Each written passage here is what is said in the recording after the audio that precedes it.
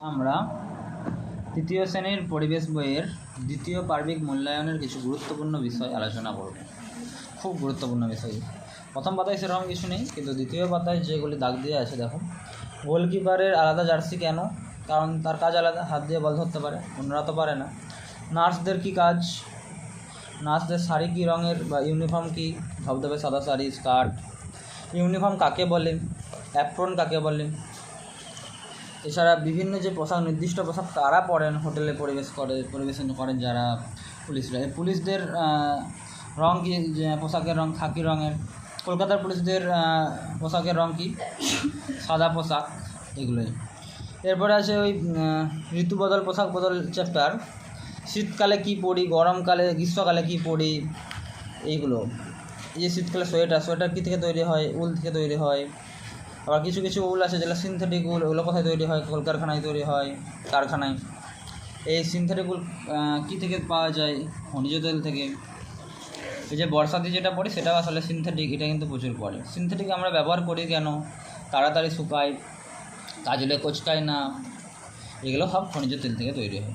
গরমকালে সুতির কাপড় পরি, কেন পরি? যাতে আমাদের গরমটা কম লাগে। পরবর্তী হচ্ছে এই যে উল, খনিজ তেল থেকে অনেক কিছু উপাদান তৈরি হয়, সেটা হচ্ছে সিনথেটিক সুতো।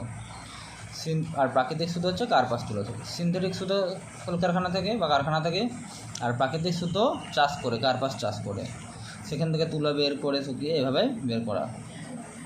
আর ভেড়ার লোম হচ্ছে উল থেকে উল তৈরি হতো, এখন ছাগলের লোম থেকে হয়।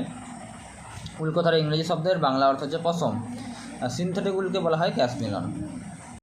তারপরে কথা বলিস না, এরপরে যেটা হচ্ছে সেটা হচ্ছে খদ্দরের জামাকে, মানে খদ্দরকে আসলে সুতি বলা হয়।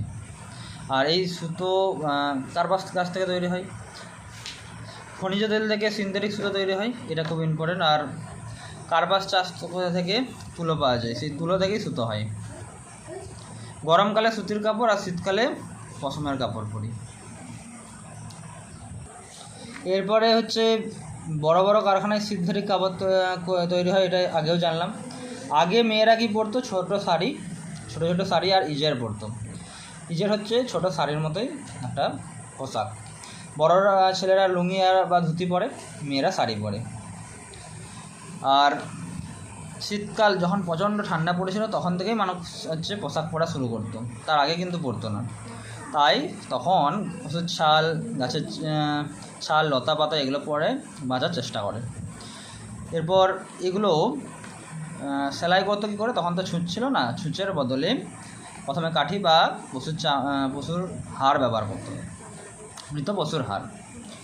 আর তখন কাঁচিও ছিল না, তখন ওই ধারালো পাথর দিয়ে কেটে কাটতো আর কি।